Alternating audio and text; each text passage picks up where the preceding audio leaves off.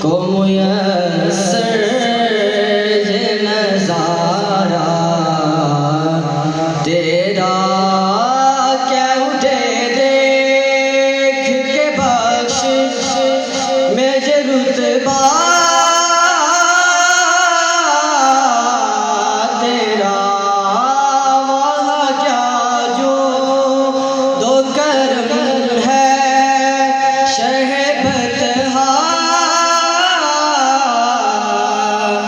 تیرا نہیں سنتا ہی نہیں مانگنے والا تیرا نہیں سنتا ہی نہیں مانگنے والا تیرا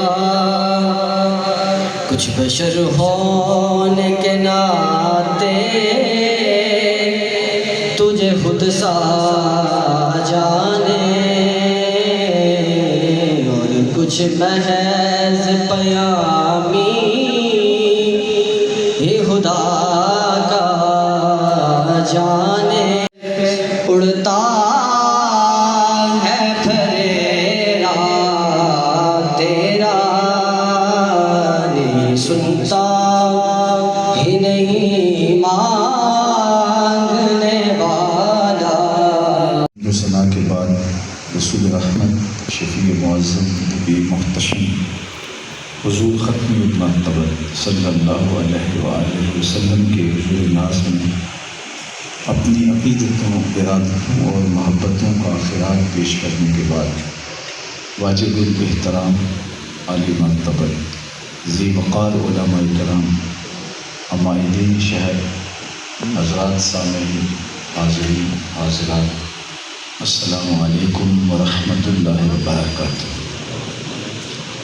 ادارۃ المصطفیٰ حلقہ میڈیا کی جانب سے منعقدہ محبت رسول صلی اللہ علیہ وآلہ وسلم کانفرنس میں آپ کا اور میرا شریک ہونا بارگاہ اجتی میں قبول فرمایا جائے۔ اللہ کی بارگاہ میں ہماری یہ التجا، آرزو اور تمنا ہے۔ حضور علیہ السلام کی محبت ہمارا دین ہے، ہمارا ایمان ہے، ہماری قلب کی تسکین اور سامان راحت جاں ہے۔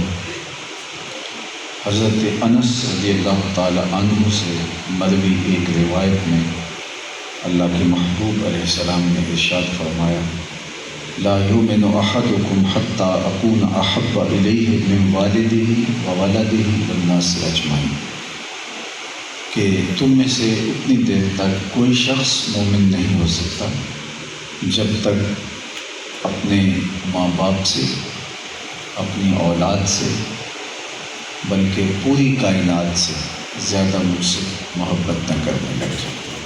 اور حضرت عمر رضی اللہ تعالی عنہ سے مروی روایت کے یہ لفظ ہیں کہ اتنی دیر تک کوئی شخص مومن نہیں ہو سکتا جب تک اپنی جان سے بھی زیادہ مجھے محبوب نہ جانے۔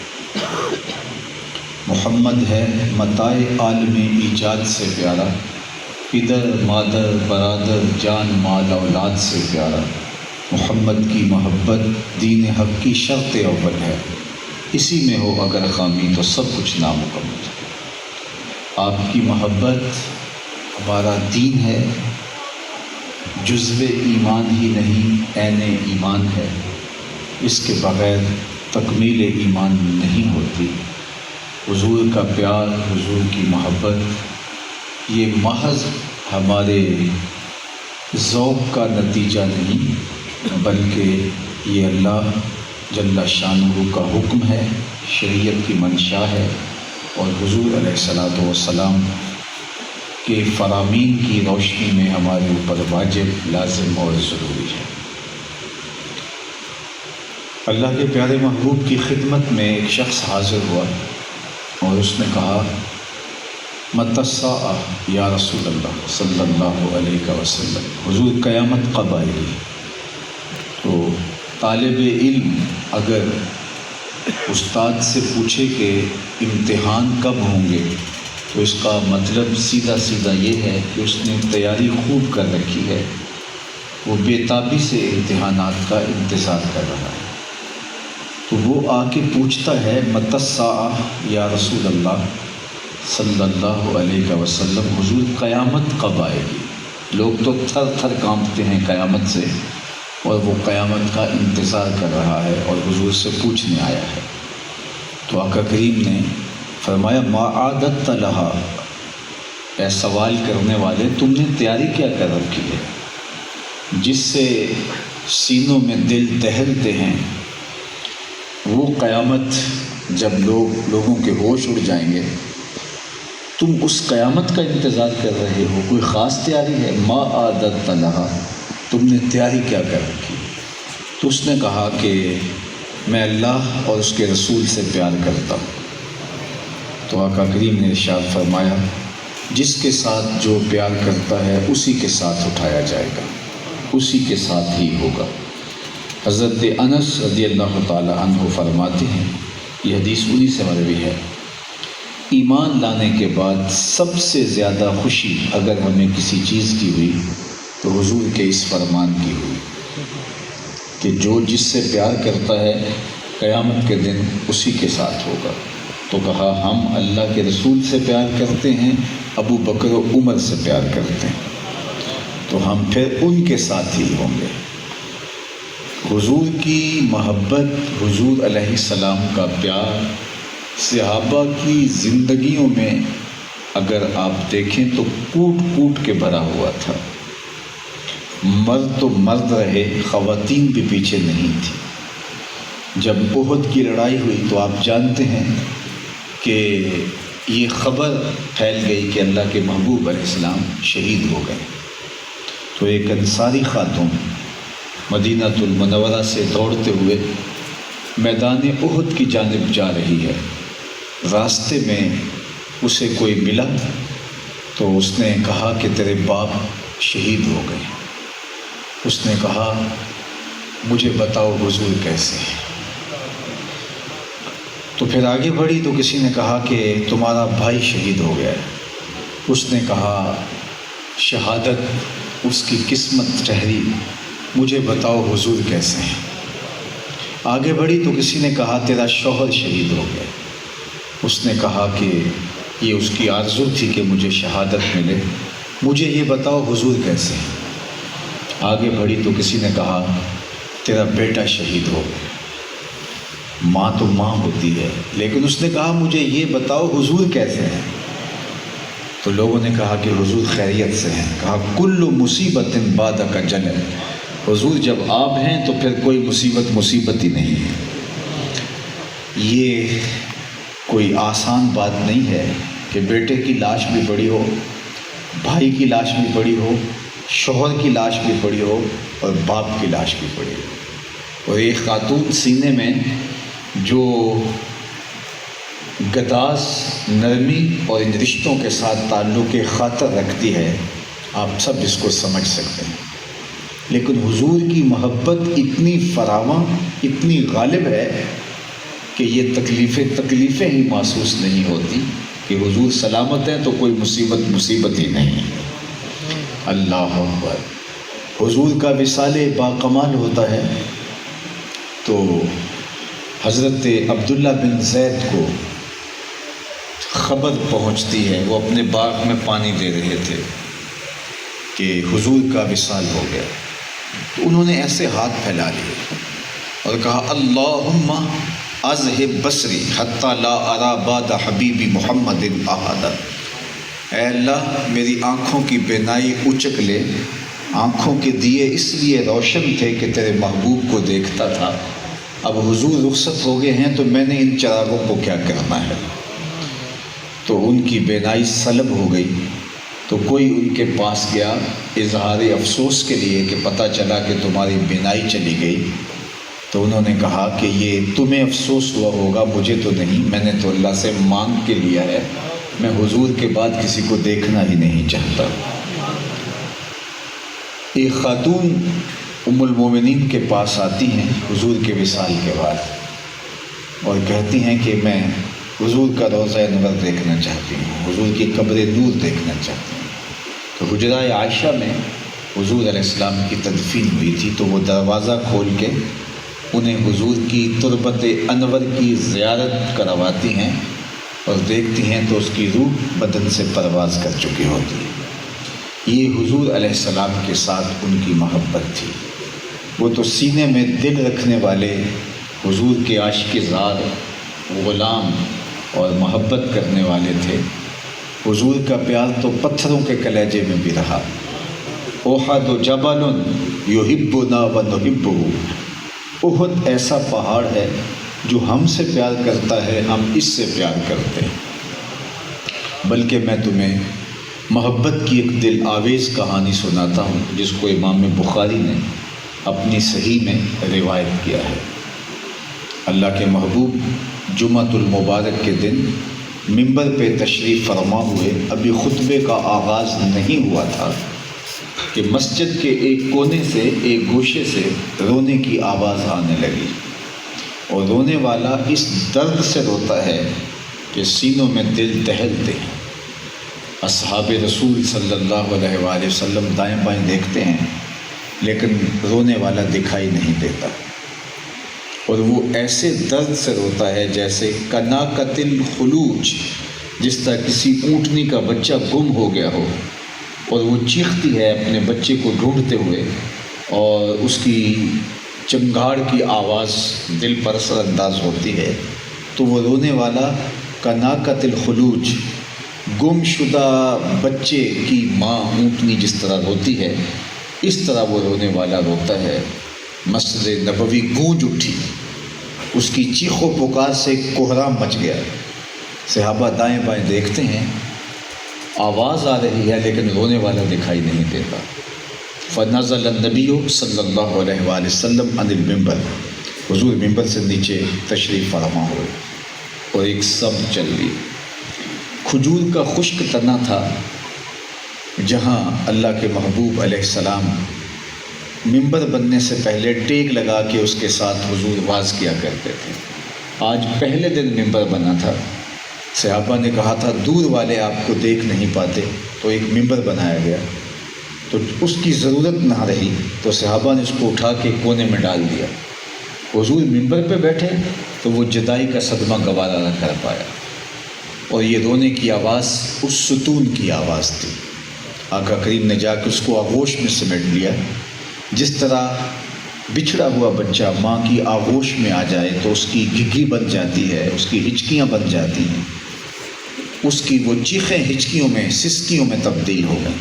آقا کریم نے اس کو آغوش میں خوب سمیٹا اور اس کے اوپر اپنا دست شفقت پھیرتے رہے۔ بتدریج اس کی آواز کم ہوتی رہی حتیٰ کہ وہ خاموش ہو گیا۔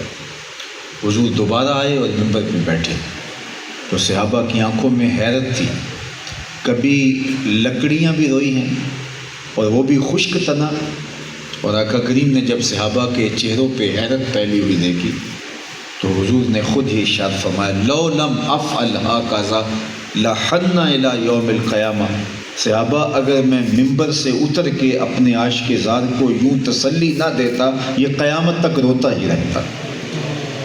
اس کی آواز دنیا سنتی، حاجی اور معتمر جو آتے اس کی چیخیں سنتے اور اس کی آواز ختم نہ ہوتی، قیامت تک روتا رہتا۔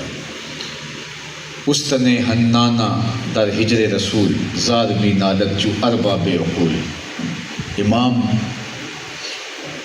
ابن سیرین اس حدیث کی روایت کرتے ہوئے بلک بلک کے رونے لگے اور فرمانے لگے کہ جب ایک خشک تنا حضور کے لیے اتنی محبت رکھتا ہے، ہم تو سینے میں دل رکھتے۔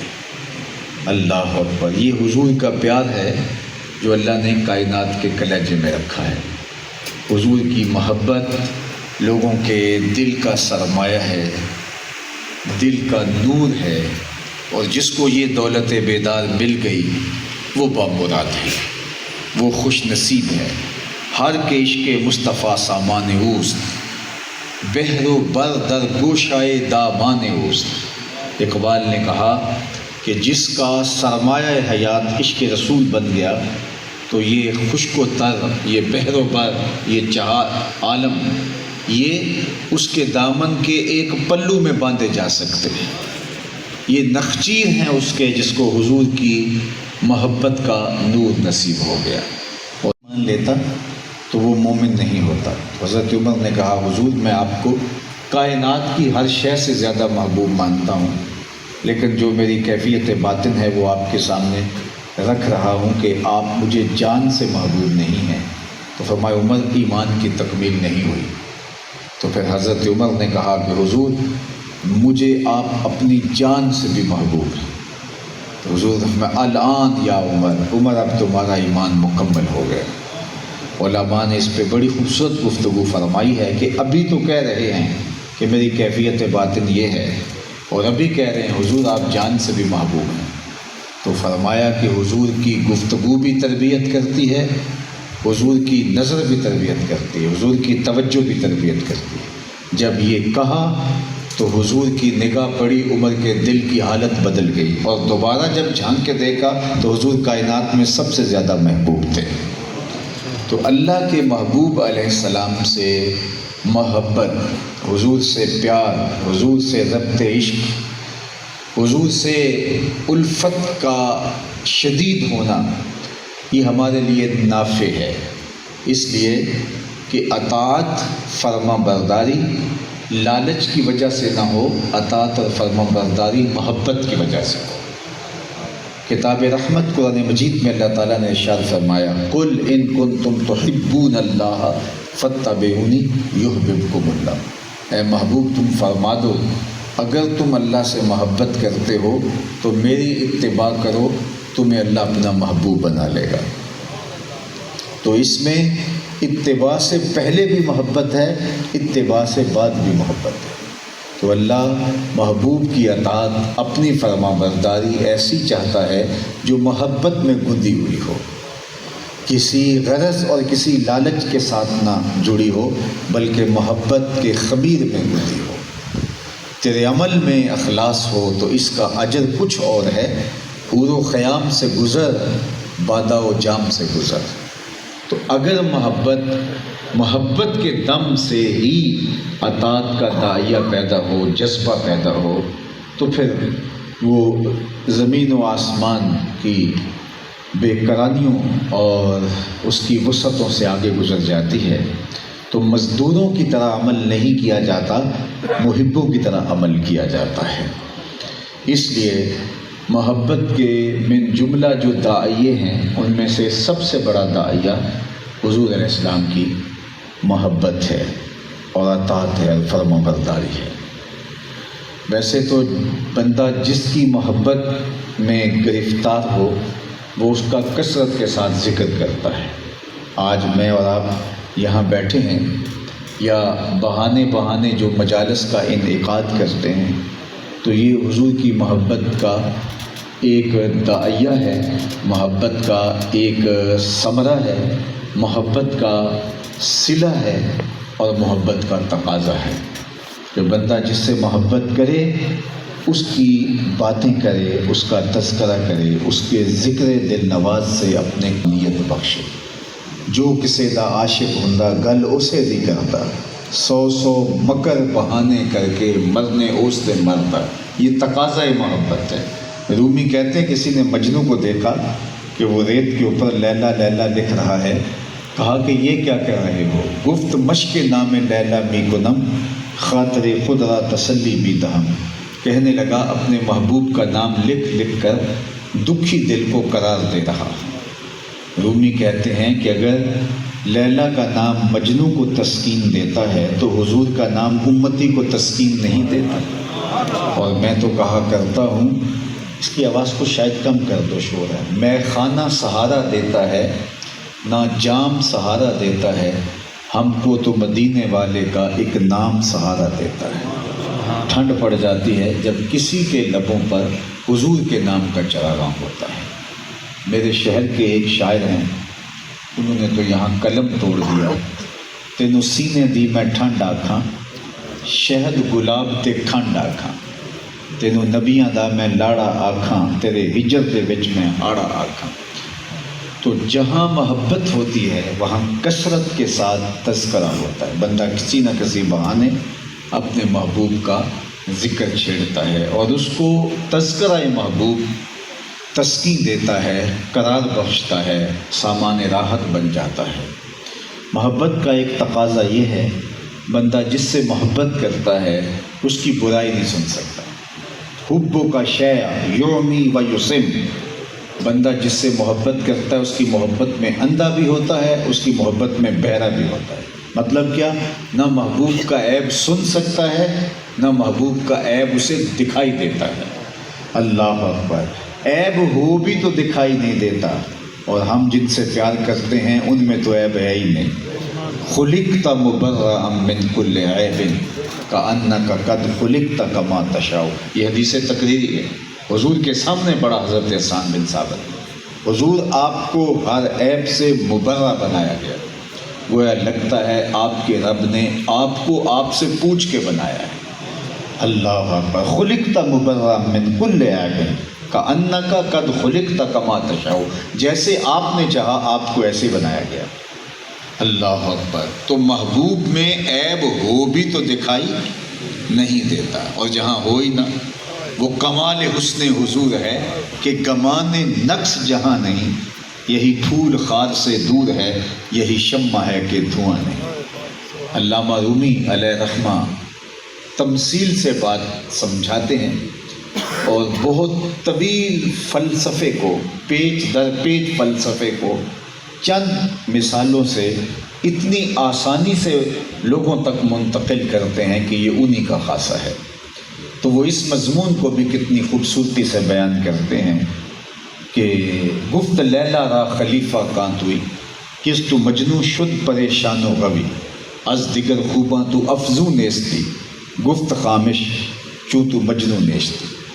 لیلا کو دربار میں بلایا حاکم وقت نے، خلیفہ وقت نے، اور کہا تیرے حسن کا بہت شہرہ ہے، تو نے ایک شہزادے کے ہوش اڑا دیے، نام تو قیس تھا نا، دنیا نام ہی بھول گئی، تیری محفل میں آ کے بدنام ہوئے ہیں، نگاہ زمانہ میں بے نام ہوئے ہیں، تو نے وعدہ کیا تھا بچھڑیں گے نہ ہم، تیرے ہی ہاتھوں سے نیلام ہوئے، تشخص مٹ گیا، نام بھی باقی نہیں رہا۔ کون سا جادو ہے تیری نگاہوں میں کہ تو نے ایک شہزادہ پاگل کر دیا؟ مجھے تو کچھ نظر نہیں آ رہا، تیرے سے زیادہ تو میری کنیزیں زیادہ حسین ہیں۔ تو جب یہ بات لیلا نے سنی تو اس نے دو لفظی جواب، گفت خامش چوں تو مجنو نیستی، اس نے کہا بادشاہ چپ کر جا، تو کوئی مجنو تو نہیں۔ دیدائے مجنو اگر بودے تورا، از دو عالم بے خطر بودے تورا، تیری آنکھ مجنو والی ہوتی پھر تو مجھے دیکھتا۔ تو ہوش دارو لیک مجنو بے خودست، در طریق عشق بیداری بدست، تو ہوش والا ہے اور اس راستے میں ہوش کو بیچ کے آنا پڑتا ہے۔ یہاں ہوش والے کو سودا نہیں ملتا، یہاں ہوش بیچ کے آئے، جو ہوش چھوڑ کے آئے، ہوش کو چھٹی دے کے آئے، اس کو سودا ملتا ہے۔ جو سیس تلی پہ دھر نہ سکے وہ پریم نگر میں آئے کیوں؟ جو یہاں ہوش کا سودا لے کے آتا ہے اسے نہیں ملتا، یہاں جو جنون کا بیپاری ہوتا ہے اسے کچھ ملتا ہے۔ تو ہوش دارو لیک مجنو بے خودست، در طریق عشق بیداری بدست، بری ہے، طریق عشق کے اندر بیداری اچھی چیز نہیں ہے۔ تو رومی کہتے ہیں اگر لیلا کو دیکھنا ہو تو مجنوں کی آنکھ چاہیے، اور اگر میرے حضور کو دیکھنا ہو تو جناب ابو بکر کی آنکھ چاہیے۔ پھر جب اس نگاہ سے دیکھو گے تو جدھر دیکھو گے جلوے محبوب کے نظر آئیں۔ مکے کی ہواؤں میں، طیبہ کی فضاؤں میں ہم نے تو جدھر دیکھا سرکار نظر آئے، تو پھر انہی کے جلوے دکھائی دیں گے۔ لیکن اگر ابو جہل کی نظر ہو تو ابو جہل کی نظروں سے محبوب نہیں دکھا کرتے۔ وَتَرَاهُمْ يَنْظُرُونَ إِلَيْهِ وَهُمْ لَا يُبْصِرُونَ، محبوب آپ ان کو دیکھ رہے ہیں کہ یہ آنکھیں پھاڑ پھاڑ کے تمہیں دیکھ رہے ہیں، آپ ان کے دیکھنے کو دیکھ رہے ہیں۔ وَتَرَاهُمْ، آپ ان کو دیکھ رہے ہیں، يَنْظُرُونَ إِلَيْهِ، کہ یہ آپ کو دیکھ رہے ہیں، وَهُمْ لَا يُبْصِرُونَ، میں خدا ہو کے کہتا ہوں یہ نہیں دیکھ رہے۔ ذرا توجہ آپ کی ہو تو حبیب آپ ان کو دیکھ رہے ہیں کہ یہ تمہیں دیکھ رہے ہیں، میں کہتا ہوں یہ نہیں دیکھ رہے ہیں۔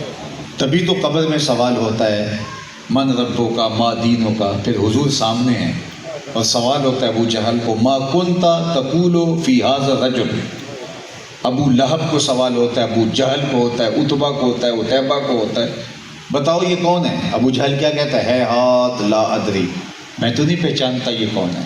اچھا پہچانتا نہیں تو پتھر کس کو مارتا تھا؟ پہچانتا نہیں تو گڑھے کس کی راہوں میں کھودتا تھا؟ پہچانتا نہیں تو کانٹے کس کی راہوں میں بچھواتا تھا؟ اوجریاں کس پہ ڈلواتا تھا؟ دارالندوہ میں بیٹھ کے قتل کی سازش کس کے خلاف تیار کروائی تھی؟ حضور کا رخ نور سامنے ہے اور پوچھا جاتا ہے بتاؤ یہ کون ہے؟ ابو جہل، ابو لہب، اتبا، اتیبہ، شیبہ کیا کہتے ہیں؟ ہے ہاتھ لا ادری، ہم نہیں پہچانتے یہ کون ہے۔ اللہ اکبر۔ اور 13 صدیاں گزرنے کے بعد ایک مومن لحد میں اترتا ہے، فرشتے پوچھتے ہیں غازی علم الدین بتا یہ کون ہے؟ تو وہ کہتا ہے پیچھے ہٹو، پہلے پائے ناز کو چوم تو لینے دو، میں تو مر کے پہنچا ہوں یہاں اس دل ربا کے واسطے، میرے تو وقت سور گئے کہ وہ میری لحد میں آئے وہ میرے مزار پہ گھونگھٹ اتار کے، آئے وہ میرے مزار پہ گھونگھٹ اتار کے، مجھ سے تو نصیب اچھے ہوئے میرے مزار پہ، یہ تو وقت سور گئے کہ وہ میری قبر میں آئے۔ حضرت شیخ عبدالحق محدث دہلوی علیہ رحمہ فرماتے ہیں جب سے یہ پتہ چلا ہے کہ قبر میں حضور آئیں گے، پتہ نہیں موت کہاں مر گئی ہے، جی چاہتا ہے زندہ قبر میں چلے جائیں۔ اللہ اکبر۔ جس نے دیکھا تھا وہ کیا کہتا ہے ہاتھ لا ادری، میں نہیں پہچانتا یہ کون ہے۔ اور جو صدیوں کے فاصلے پر تھا، جس کی آنکھ نے ظاہری نظر سے نہیں دیکھا، جب اسے پوچھا جاتا ہے تو وہ کہتا ہے پیچھے ہٹو، پہلے قدم تو چوم لینے، یہ تو میرے وقت صبر ہے کہ وہ میری لاحت میں آئے، یہ تو مقدر سمجھ، میں تو ساری زندگی انتظار ہی نہیں کا کرتا رہا۔ فرشتے پوچھتے ہیں کون ہے؟ کہا مجھ سے پوچھتے ہو، مجھے تو نقشہ بتایا تھا مہر علی شاہ نے، مکھ چند بدر شاہ شانی ہے، متھے چمک دی لاٹ نورانی ہے، کالی زلف تے اکھ مستانی ہے، مخمور رکھی ہیں مد بریاں، میں تو نقشہ یاد کر کے آیا ہوں۔ جس نے نہیں دیکھا وہ پہچان گیا، اور جس نے دیکھا تھا وہ پہچان نہیں پا رہا۔ اللہ اکبر۔ تو اس کی کیا وجہ؟ اس لیے کہ جب کوئی شخص قبر میں جاتا ہے تو ان آنکھوں میں مٹی پڑ جاتی ہے، اس سے تو دیکھا ہی نہیں جاتا، یہ آنکھیں کھلتی ہیں۔ ابو جہل کی ان آنکھوں نے دیکھا تھا، ان آنکھوں نے تو دیکھا ہی نہیں تھا، اس لیے کہتا ہے میں نہیں پہچانتا یہ کون ہے۔ اور 14 صدیاں گزرنے کے بعد جب بندہ مومن قبر میں جاتا ہے، اس کی گو ان آنکھوں نے نہیں دیکھا ہوتا، لیکن در دل مسلم مقام مصطفیٰ، مومن کے دل میں تو ڈیرے ہی میرے حضور کے ہوتے ہیں۔ تو حضور علیہ الصلاۃ والسلام کی معرفت مومن کو قبر میں اس لیے نصیب ہوتی ہے کہ اس کے دل میں حضور بستے ہیں، دل میں ڈیرے حضور کے ہوتے ہیں۔ تو اس نے دیکھا بھی تو پہچان نہیں سکا، اور اس نے نہیں دیکھا پھر بھی پہچان گیا۔ تو اگر ان کو دل میں بسا لو گے، دل میں رکھ لو گے، اللہ اکبر، تو پھر انہی کے جلوے تمہیں نصیب ہوں گے، پھر معرفت کا مسئلہ نہیں ہوگا، پھر پہچان کا مسئلہ نہیں ہوگا۔ حضرت ابو العباس المرسی فرماتے ہیں اگر ایک لمحے کے برابر بھی حضور کو میں اپنی نگاہوں سے اوجھل پاؤں، ما عادت لہو مسلمہ، میں اس لمحے کو اپنے آپ، میں ان گھڑیوں میں اپنے آپ کو ما عادت لی مسلمہ، میں اپنے آپ کو اس گھڑی مسلمان ہی نہیں سمجھتا ہوں۔ وہ ہر وقت میری نگاہوں کے سامنے ہوتے ہیں، ان کے جلوے میری نگاہوں کا نور بن کے رہتے ہیں۔ تو مکے کی ہواؤں میں، طیبہ کی فضاؤں میں، ہم نے تو جدھر دیکھا سرکار نظر آئے۔ تو ان کو مومن دیکھتا ہے اور ان کے جلووں میں گم رہتا ہے۔ اللہ اکبر۔ یہ محبت کا 750 مرتبہ ہمارے محبوب ہمیں کوئی حکم دیں اور ہمارے پاس فرصت نہ ہو، ہمارے کپڑے پاک نہ ہو، ہمیں صبح جاگنا آ رہی ہو، اور دعویٰ ہے ہمارا محبت کا، یہ نوکے زبان پہ ہے، دعویٰ دل میں نہیں اترا۔ یہ کیسے ہو سکتا ہے؟ محبوب تو ایسا حکم دے جس کا بجا لانا نفس الامر میں ممکن نہ ہو، تو محب یہ نہیں پوچھتا کیسے ہوگا، تیشہ اٹھاتا ہے اور چل پڑتا ہے۔ اور ہمارے محبوب کہیں جو علت قرۃ عین فی الصلاۃ، میری آنکھوں کے ٹھنڈک نماز میں رکھی ہے، اگر مجھے راحت پہنچانا چاہتے ہو تو سجدے کرو، اور ہم کہتے نہیں ہمارے پاس فرصت نہیں ہے، ہم عاشق رسول ہوتے ہیں۔ یہ کاہے کا عشق ہے، یہ کاہے کی محبت ہے؟ ہمارے محبوب ہمیں حکم دیتے ہیں کہ نماز میرے لیے راحت قلب ہے، اور بلال حبشی رضی اللہ تعالیٰ عنہ کو جب اذان کے لیے کہتے ہیں تو فرماتے ہیں ارحنا یا بلال، بلال اٹھو، اذان پکارو اور ہمارے دل کو راحت پہنچا دو۔ اور ہم کہتے ہیں کہ مجھے جاگ ہی نہیں آتی۔ میرے والد گرامی سے کسی نے کہا کہ حضرت نماز پڑھنا چاہتا ہوں، جاگ نہیں آتی۔ آپ نے کہا ارادہ پکا ہو تو نیند نہیں آتی۔ تم کہتے ہو جاگ نہیں آتی، عشق کامل ہو تو نیند نہیں آتی۔ اللہ اکبر! کیسے ہوگا محبوب نے کہا ہو اور بندہ بھول جائے، بندے کو یاد ہی نہ رہے، تو وہ عشق کاہے کا ہے، وہ محبت کاہے کی ہے؟ بندہ جس سے محبت کرتا ہے اس کی اطاعت کرتا ہے، اس کی فرما برداری کرتا ہے، اس کے احکام بجا لاتا ہے، اس کے لیے اس کو چاہے تکلیف ہی کیوں نہ سہنی پڑے اور وہ گوارا کرتا ہے۔ لیکن ہمیں جو احکام بجا لانے کا کہا گیا ہے وہ ہمارے لیے جو ہے وہ آسان اور سہل ہیں۔ لا یکلف اللہ نفسا الا وسعہا۔ اللہ وہ حکم دیتا ہی نہیں ہے جس حکم کے بجا لانے میں ہمیں جو ہے وہ ہمارے لیے امکان موجود نہ ہو۔ نماز کا ہی حکم ہے، نہیں تم کھڑے ہو کے پڑھ سکتے، بیٹھ کے پڑھ لو، بیٹھ کے نہیں پڑھ سکتے لیٹ کے پڑھ لو، اشاروں سے پڑھ لو، تمہارے پاس وضو نہیں ہے تو تیمم کر لو، لیکن میرا حکم ہے اس کو تم نے ٹالنا نہیں۔ اور ہم کہتے ہیں ہم یہ نہیں کریں گے لیکن ہم عاشق رسول کہلائیں گے۔ تو میاں یہ تم کہلاؤ گے، تم لاکھ بار کہو ہم عاشق رسول ہیں، بات تو تب ہے وہ کہیں یہ میرا عاشق ہے، وہ کہیں یہ میرا ہے۔ ہم لاکھ بار کہیں ہم تیرے ہیں لیکن وہ کہے کہ میرا ہے، بات تو تب بنتی ہے۔ تو اس لیے محبت تقاضے مانگتی ہے کہ جس سے پیار کیا جائے اس کی اطاعت کی جائے، فرما برداری کی۔ حکم تو بڑی دور کی بات ہے، محبت تو اس قدر حساس ہوتی ہے، محبت کے اندر اس قدر نزاکت ہوتی ہے، محبت کے اندر اس قدر لطافت ہوتی ہے، وہ محبوب کے اشارے کو بھی سمجھتی ہے، محبوب کی منشا کیا ہے، محبت کی حساسیت اس کو بھی سمجھتی ہے۔ مدینہ المنورہ کی ایک گلی سے حضور گزرے، ایک ایسا گھر بن رہا تھا جو طرز تعمیر حضور کو کسی وجہ سے پسند نہیں تھا۔ گزرتے ہوئے صرف اتنا پوچھا یہ مکان کس کا ہے؟ کہا فلاں انصاری کا۔ گزر گئے، کچھ نہیں کہا۔ کسی نے اس انصاری کو جا کے بتایا حضور گزرے تھے، تیرا مکان دیکھا تھا۔ حضور کے چہرے پہ خوشی کے آثار ہم نے نہیں دیکھے۔ اس نے کدال پکڑا اور مکان زمین بوس کر دیا۔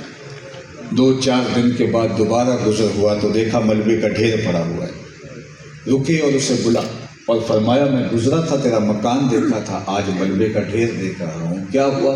عرض کی حضور میں نے گرا دیا۔ فرمایا کیوں؟ عرض کی سنا تھا آپ کو پسند نہیں۔ میں اور آپ عاشق رسول کہلاتے ہیں، ہم غور کریں ہمارا کیا کیا حضور کو پسند نہیں۔ صبح سے لے کر شام تک، عقیقے سے لے کے ولیمے تک، سر سے لے کر پاؤں تک، نجی زندگی سے لے کے طرز سیاست تک، ہمارا کیا کیا حضور کو پسند نہیں۔ اللہ کے محبوب کی خدمت میں ایک صاحب آئے اور انہوں نے حضور سے سلام عرض کیا، آقا کریم نے جواب نہیں دیا، تو جدھر رخ پھیرا تو ادھر سے جا کے سلام پیش کیا۔ حضور نے پھر رخ پھیر دیا، سمجھ گئے حضور ناراض ہیں، لیکن انہیں یہ نہیں سمجھ تھی کہ ناراضگی کا سبب کیا ہے۔ تو وہ صحابہ سے پوچھتے پھرتے ہیں کہ حضور مجھ سے ناراض لگ رہے ہیں، مجھے پتہ نہیں ناراضگی کا سبب کیا ہے، تم بتا سکتے ہو؟ انہوں نے غور و تفحص کرنے کے بعد کہا ہاں، یہ تو نے جو سونے کی انگوٹھی پہن رکھی ہے، ناراضگی کا سبب یہ ہو سکتا ہے چونکہ حضور نے اس سے منع فرما دیا اور کہا کہ یہ آتش دوزخ کا انگارہ ہے، تو شاید ناراضگی کا سبب یہ ہے۔ آگے بڑھا، انگوٹھی اتار کے حضور کو پیش کرتے ہوئے کہا حضور اس وجہ سے ناراض ہیں، یہ رہی۔ آقا کریم نے پکڑی اور یوں پھینک دی، بات ختم ہو گئی، ناراضگی کی وجہ بھی ختم ہوئی۔ بیٹھ گیا، مجلس چلتی رہی، مجلس اختتام کو پہنچی، لوگ گھروں کو پلٹنے لگے، وہ بھی اٹھ کے جانے لگے، تو کسی نے کہا انگوٹھی تو اٹھا لو، تمہاری بیوی تو پہن لے، تم شرعاً نہیں پہن سکتے، جائز نہیں، لیکن بیوی کے لیے تو جائز ہے، قیمتی دھات ہے، اٹھا لو۔ تو صحابی نے کیا جواب دیا؟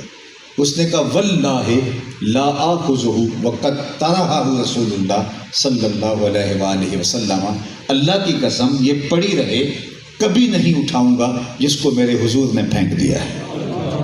میں اور آپ اپنی زندگی پر غور کریں، کوئی ایسی عادت تو نہیں اٹھائے پھر رہے جس کو حضور نے پھینک دیا، کوئی ایسا رویہ تو نہیں اٹھائے پھر رہے جس کو حضور نے پھینک دیا، کوئی ایسا طرز تکلم تو نہیں اٹھائے پھر رہے جس کو حضور علیہ السلام نے پھینک دیا، کوئی ایسی دوستی تو نہیں اٹھائے پھر رہے، کوئی ایسا کاروبار تو نہیں اٹھائے پھر رہے، کوئی ایسا طرز زندگی انداز زیست تو نہیں اٹھائے پھر رہے جس کو حضور علیہ السلام نے پھینک دیا.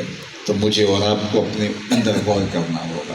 عاشق ہر کوئی آکھے پر عاشق بندا مر کے، زہر پیالہ کوئی نہیں پیندا، عاشق پیندا پر کے. اگر دعویٰ عشق ہے تو پھر اس کا ثبوت ہمیں اپنے عمل سے فراہم کرنا ہوگا، اپنے رویے سے فراہم کرنا ہوگا، اپنے طرز زندگی سے بتانا ہوگا کہ ہم واقعی حضور علیہ السلام کے عاشق ہیں. ہمارا طرز زندگی بتائے. میرے استاد فرمایا کرتے تھے یہ نہ ہو بڑھ چکی ہو 3 گروہ، ایک گروہ شہید کر دیا جائے گا، ایک گروہ فرار کا راستہ اختیار کر لے گا کہ نہیں ہم مقابلہ نہیں کر پاتے، ہمارے پاس اسلحے نہیں اتنے، ہمارے پاس تو یہ نہیں ہے، ہمارے پاس تو وہ نہیں ہے، ہمارے پاس جو ہے وہ جدید انفارمیشن کے اور جدید ٹیکنالوجی ہمارے پاس نہیں ہے. 100 حجتیں معاشی بحرانوں میں ہم پھنسے ہوئے، ہم نے مقابلہ کر سکتے. وہ فرار کی راہ اختیار کر دیں گے. وہ بہت کثیر ہیں اور بہت تھوڑے لوگ ہوں گے جو فرمایا اقصیٰ کے دروازوں پر حق کا پرچم اٹھائے کھڑے ہوں گے.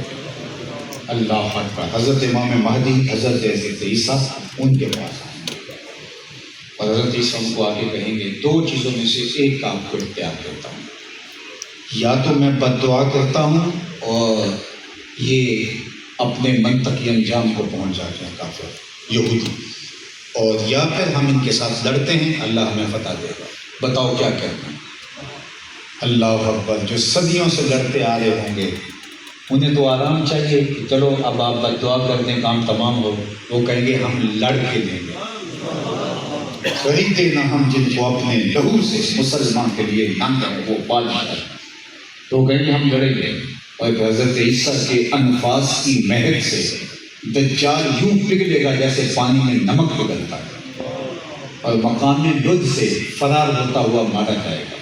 یہ تل ابیب کے ساتھ ایک حساس رپورٹ ہے.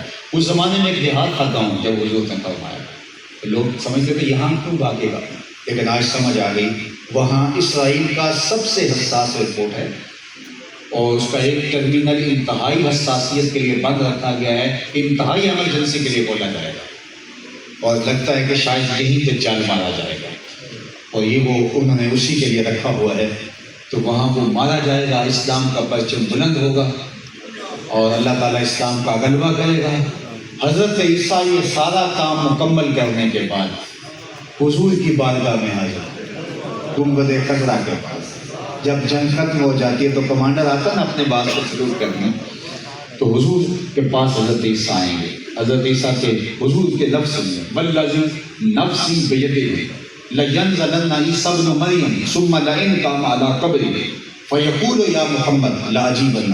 میں مجھے قسم ہے اس رب کی جس کے قبضے میں میری جان ہے، حضرت عیسیٰ ابن مریم ضرور آئیں گے، پھر کام مکمل کرنے کے بعد میرے روضے پہ آئیں گے اور مجھے یا محمد کہہ کے صدا دیں گے، میں قبر سے جواب دوں گا.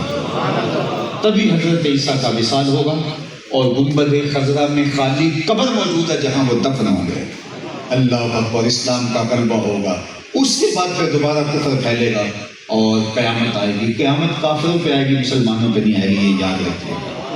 مسلمان ایک دفعہ پوری دنیا کے اوپر غالب ہوں گے، اسلام کا جھنڈا لہرا رہا ہوگا اور وہ وقت اب دور نہیں لگ رہا.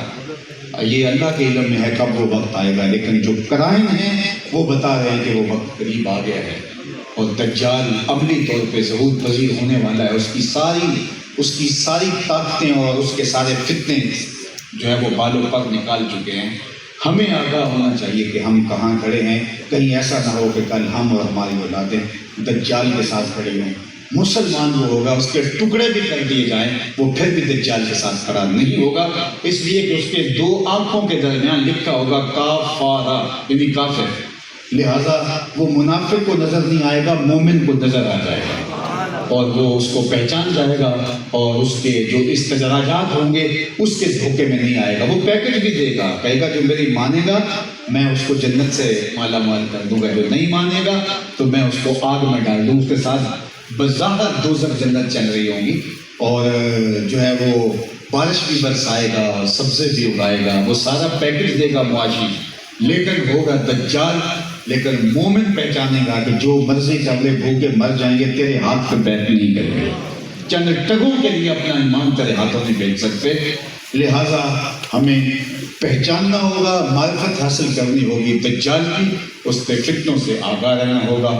احادیث کے اندر باقاعدہ ابواب موجود ہیں، ہمیں خود پڑھنے ہوں گے، علماء سے گزارش کرنی ہوگی کہ باقاعدہ خطبات جمعات المبارک کے اندر دجال کے فتنوں کے حوالے سے ہمیں ہماری نسل کو آگاہ کیا جائے تاکہ ہم اس کے فتنوں سے بچ سکیں۔ تو حضور کی محبت کا تقاضا دجال کو پہچاننا اور اس سے بچنے کی تدابیر کرنا اور اللہ کے دین کے پرچم کو اٹھانا ہے۔ اللہ تعالیٰ جل شانہ ہم سب کو اپنی گناہوں کا احساس دے۔ وآخر دعوانا ان الحمد للہ رب العالمین۔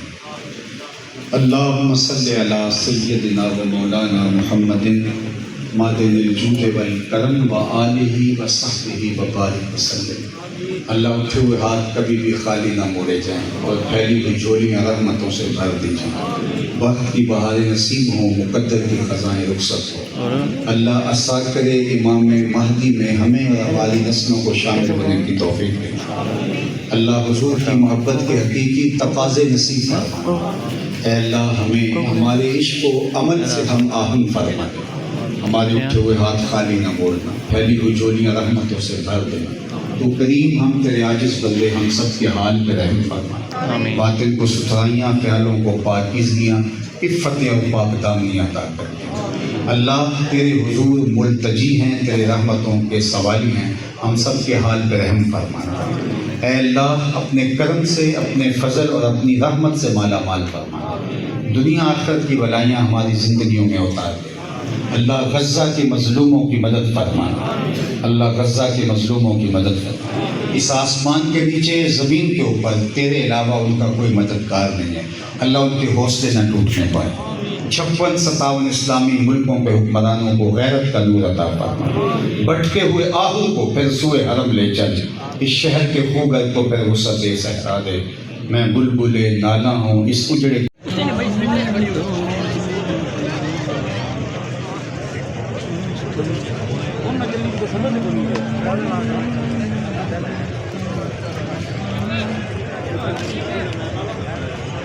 Bye.